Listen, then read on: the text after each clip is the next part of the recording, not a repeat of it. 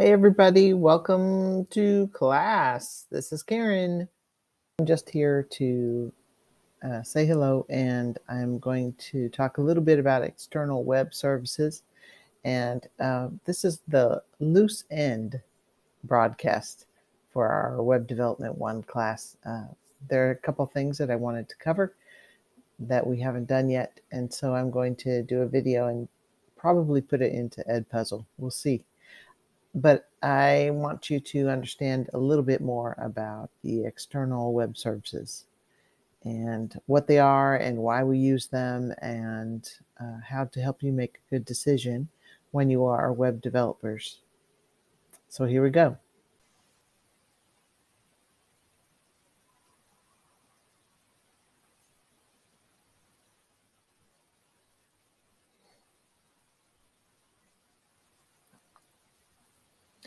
Okay.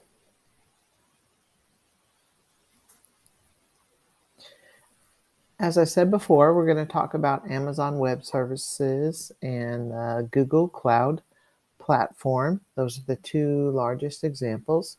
Microsoft does have Azure, Azure, as its cloud platform, but for our purposes, we are just going to focus on Amazon and Google Cloud.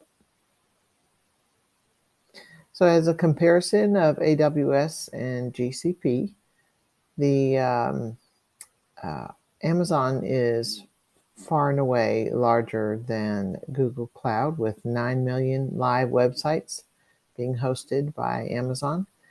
Many many websites you see are using it, but because it's a background supporting hosting platform, you don't see it. You just see the websites, the interface that you use on the web. Most of us don't pause to think about it when we're scrolling through our feed on the tram or something like that. Both cloud platforms provide free tier. Amazon does as well, and so does GCP. But there are various paid levels or tiers for both of them, depending upon the size of the company and the needs that your company has.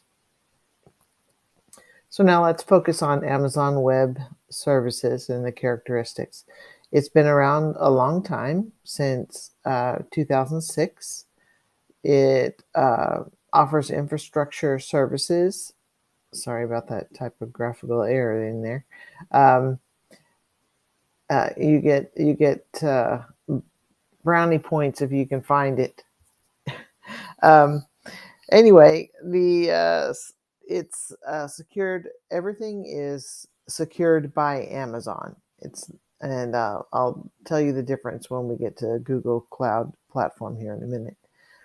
It's scalable, meaning that you can start small and grow to sites with thousands and thousands of pages or in-depth interactions and things like that for huge companies.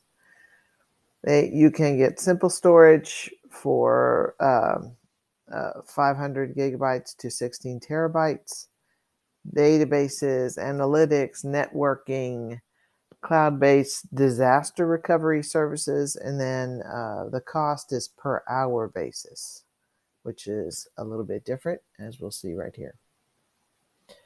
So Google Cloud Platform was launched in 2011. It's a suite of public cloud computing resources and services.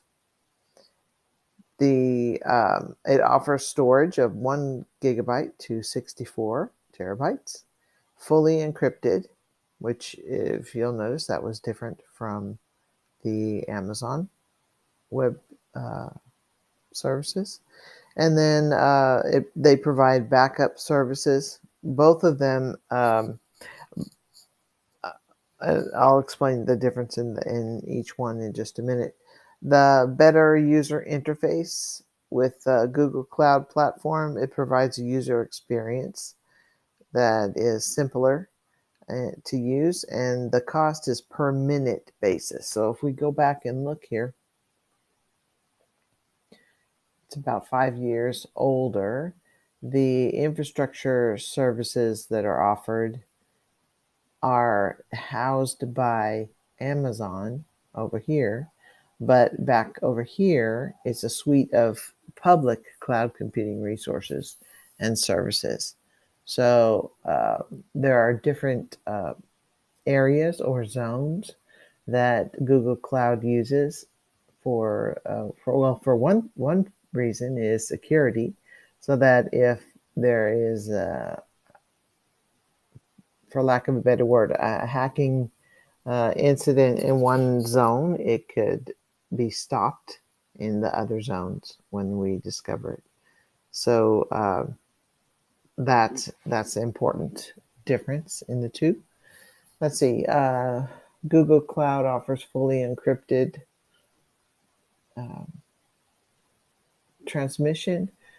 The Amazon Web Services has cloud-based disaster recovery services, so that's a little bit different. And then the cost per hour per Amazon Web Services, and then cost per minute for Google.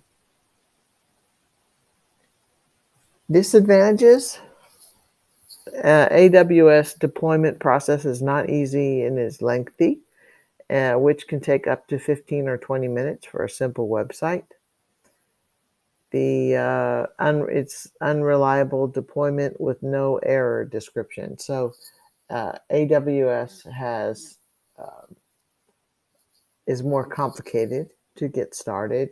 Now the free tier level is probably very simple, but the more in depth you get, the more detailed your website is, the deployment and the questions get more complicated, and they get more complicated to answer as well. So AWS is not an option for startup, not an ideal option for startups that are not tech savvy. So if your company is very tech savvy, then perhaps AWS would be for you. But for beginners, a very simplified interface, the Google Cloud platform is for you. And just within a few minutes, you can have a free tier, free website set up. And as you know, as we created our own, it was very easy to create one with the interface that we were using.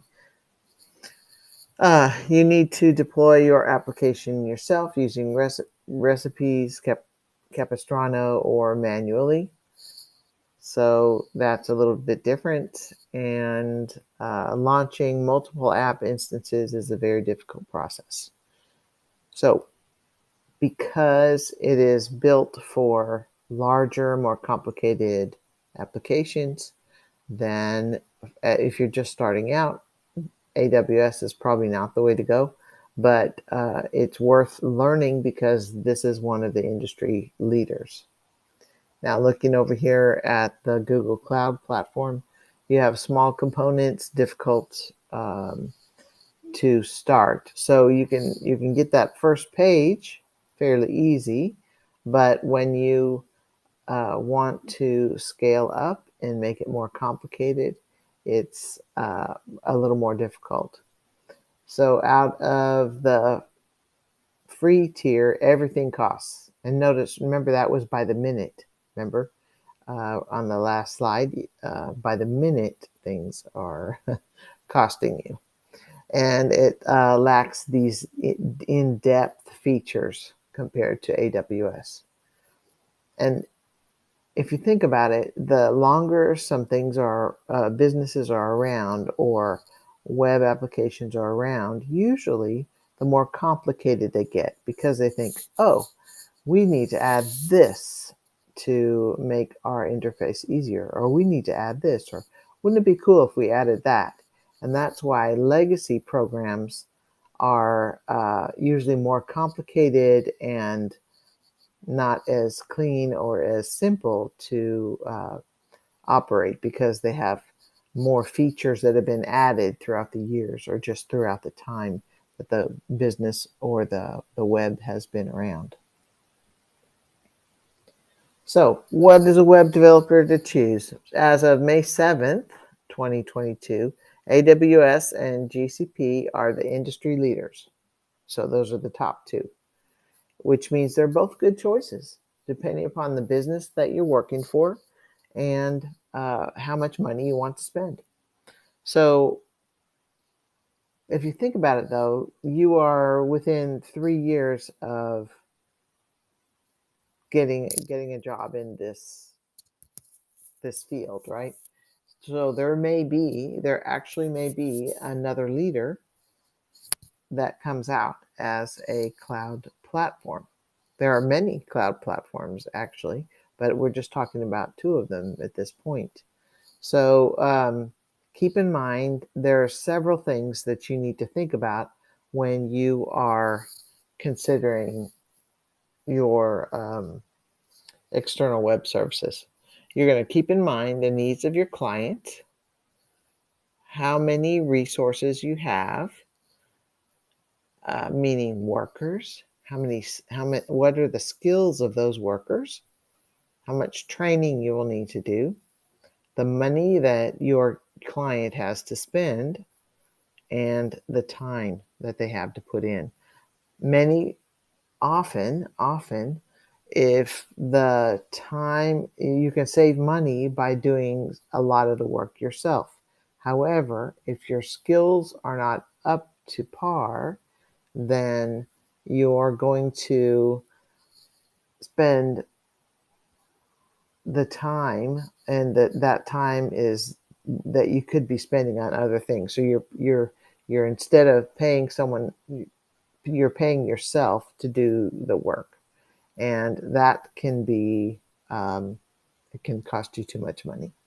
So sometimes it's better to just pay the money up front to someone who is skilled to get it set up and running, and then the company can grow, which is called scalability. So how the client will grow is how scalable is their idea.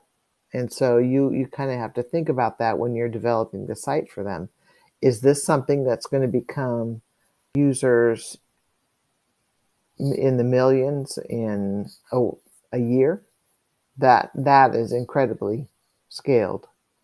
So think about those things when you decide on what kind of external web services that you will use.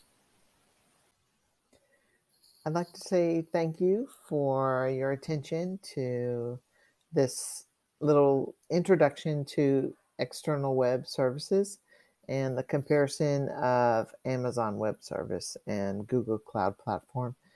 They're just two of the many that are out there, but they're two biggies, and they're worth considering when you look at different kinds of external web services to exchange information between the website and your servers and databases and all kinds of places to store information on the web.